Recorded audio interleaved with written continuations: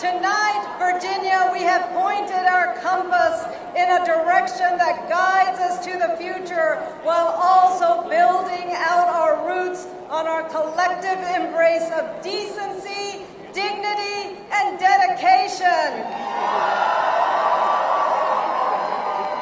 Virginia has chosen leadership that lifts up people instead of tearing them down. And together we have proven that in Virginia, a child's name, a family's personal struggles, and a community's identity are not barriers to belonging.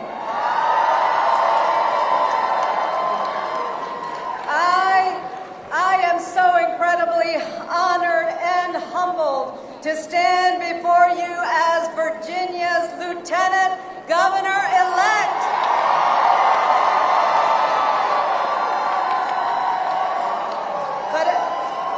But as we all know, this moment of success is not mine alone. It belongs to every Virginian who believes that our politics must be more hopeful, more inclusive, and focused on solving problems instead of scoring points on the backs of other people's pain.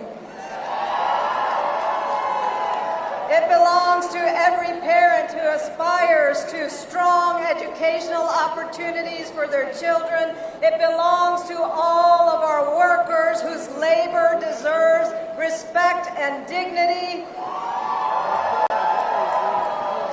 It belongs to the countless young people who refuse to sit on the sidelines and instead are charting a path forward through talent and skill, ingenuity and determination.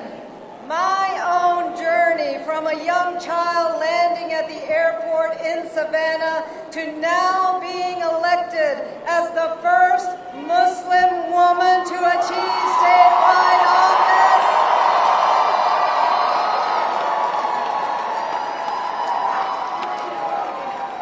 The first Muslim woman to achieve statewide office, not just in Virginia, but in the entire country. And this was possible because of the depth and the breadth of the opportunities made available in this country and in this Commonwealth. And I want to reflect just briefly on that journey from a childhood in Georgia to an educator's life in Virginia's college classrooms to state government representing the Richmond area in the state Senate and now this statewide position. I first was compelled to run for office because I wanted to respond rather than quietly observe the targeting and the scapegoating of marginalized communities. I decided to run for public office because no one in this country should be made to feel as though they are not welcome in their neighborhoods or in their own communities.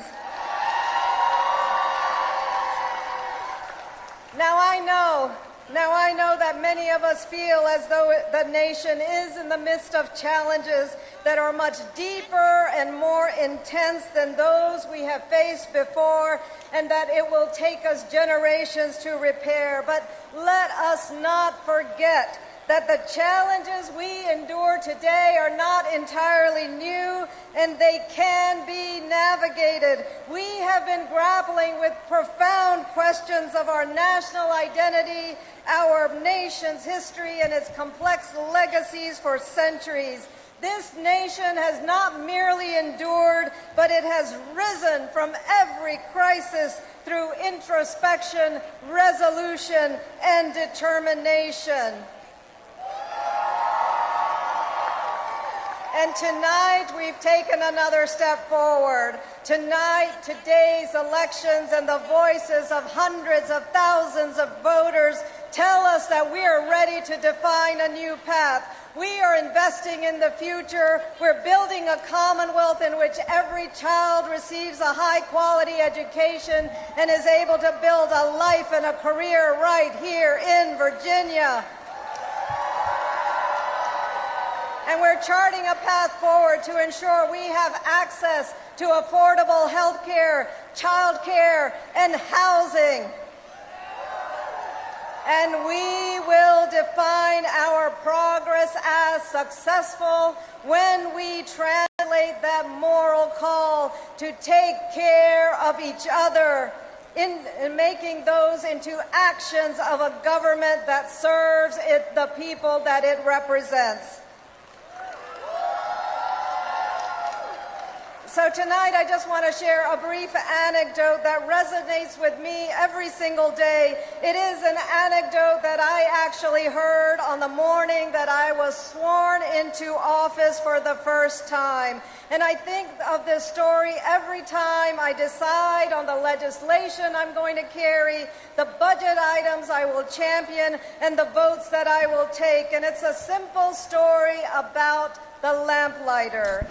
Now, some of you may recall those days before modern electricity, that the streets of our cities and towns and villages were illuminated by gas street lamps. And every evening at dusk, it was the task of the lamplighter to walk up and down the thoroughfare and light those street lamps. Those lamps were essential because they guided people back home through the dusk and through the darkness. And one evening, this particular lamplighter said to his young son, "Come with me this evening as we go about our work." And the little boy said to the lamplighter, "Father, what is it that we are doing this evening?" And he said, son, "We are punching holes into darkness." Well, Virginia, tonight we are punching holes into darkness. When we protect public education, we are punching holes into darkness. When we give every Virginian access to health care, we are punching holes into darkness. When we ensure that not a single one of our neighbors goes to bed hungry at night, we are punching holes into darkness. So let us move forward, choosing compassion over callousness, democracy over demagoguery, courage over cowardice. Only then will we be able to continue punching holes into that darkness. Virginia, thank you for the immense honor you've bestowed upon me. Let's get to work, Virginia. Thank you.